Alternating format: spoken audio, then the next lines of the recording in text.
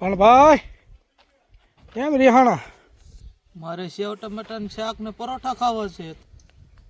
Hello મિત્રો, નમસ્કાર, સ્વાગત છે તમારું અમારી ચેનલમાં. તો આજે આપણે ભાણિયાભાઈની પસંદનું સેવ ટમેટાનું શાક અને પરોઠા બનાવવાના છે. તો ચાલો આપણે રેસીપી જોઈએ. મિત્રો આપણે લીધું છે લીલું લસણ. આપણે આને આવી રીતના ઝીણું કટિંગ કરી લેવું.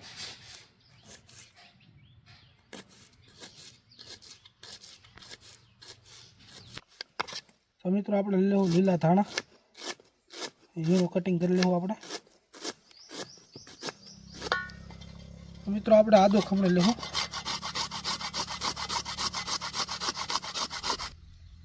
તો મિત્રો આપણે ટમેટાનું એકદમ ઝીણું કટિંગ કરવાનું છે.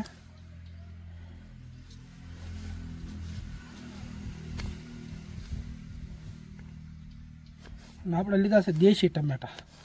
શાકમાં એકદમ મજા આવશે, ખટુમરા. તો મિત્રો આપણો ચૂલો ચાલુ થઈ ગયો છે. હવે આપણે મૂકી દઈશું પાટીઓ. એમાં લઈ લેવું છું આપણે થોડુંક તેલ.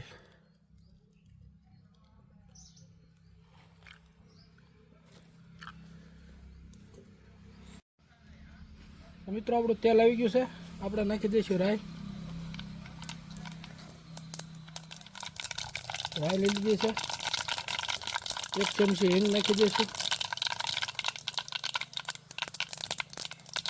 1 ચમચી આખું જીરું નાખી દઈશું. 2 કમ્પ્લીટ ફૂટી જાય ત્યાં સુધી આપણે એને ફૂટવા દઈશું. પછી આપણે નાખી દઈશું એમાં મીઠો લીમડો, લીલા મરચાં અને આદુ, લીલું લસણ અને ટમેટા.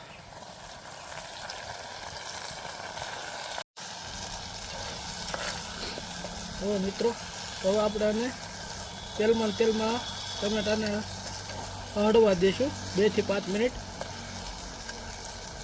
અને અત્યારે આપણે આમાં 1 ચમચી મીઠું નાખી દઈશું. 1 ચમચી સ્વાદ અનુસાર મીઠું નાખી દઈશું. આપણા ટમેટા એકદમ ગળી જાય એ માટે પહેલાં.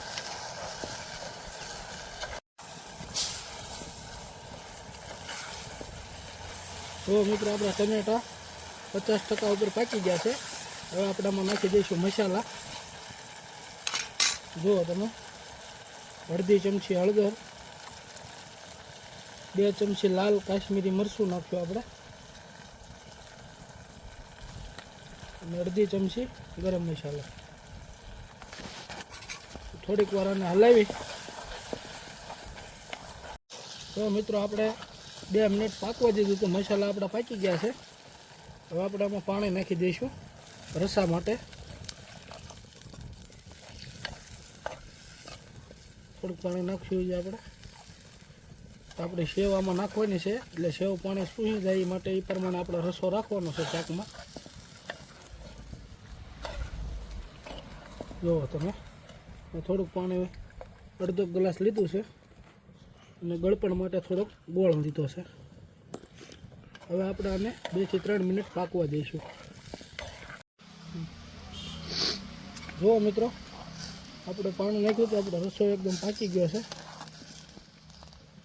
હવે આપણે જે પ્રમાણે જેટલી સેવ નાખવાની એ પ્રમાણે રસો રાખવાનો છે. તો હવે આપણે આમાં નાખી દઈશું સેવ.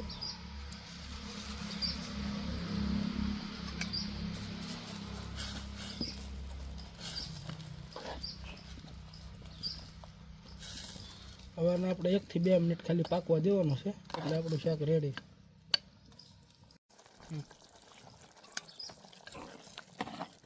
જુઓ મિત્રો, આપણું સેવ ટમેટાનું શાક કમ્પ્લીટ છે. તો આપણે આને ધાણા નાખી દઈશું લીલા, અને ઉતારી લઈશું નીચે. તો મિત્રો આપણે લીધું છે પરોઠા માટે ઘઉંનો લોટ.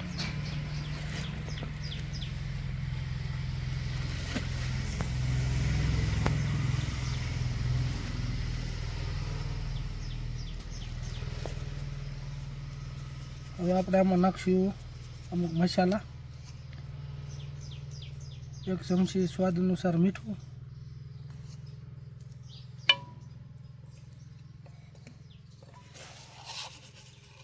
આખું જીરું, લીલા ધાણા,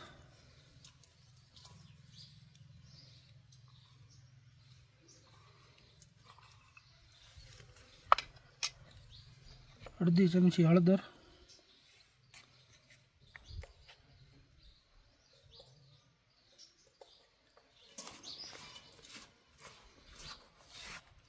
હવે આપણે આમાં નાખશું થોડુંક મોણ દેવા માટે તેલ,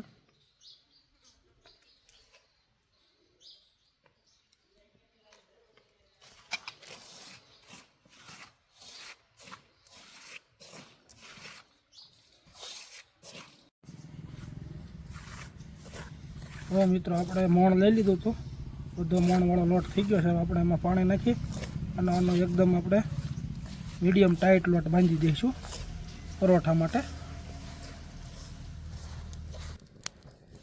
તો મિત્રો આપણે પરોઠા કરવા માટે પેન લઈ લીધી છે. આપણે આમાં લેવું થોડુંક ઓઇલ.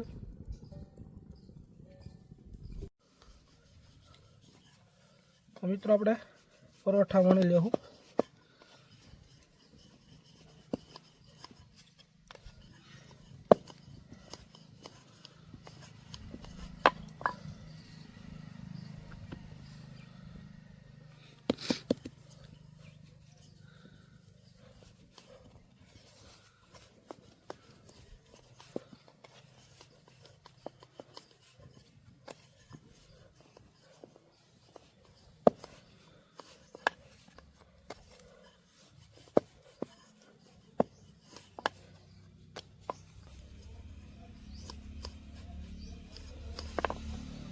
મિત્રો આપણું પરોઠું તૈયાર છે.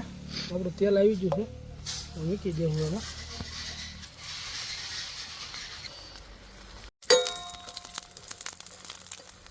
મિત્રો આપણે બે બાજુ ધીમે ધીમે ફેરવતા રહેવું અને પચવી લેવું.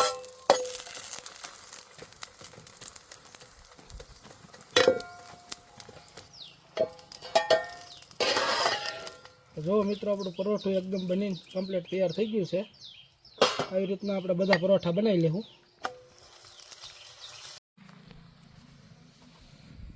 જો મિત્રો આપણું સેવ ટમેટાનું શાક અને પરોઠા તૈયાર છે.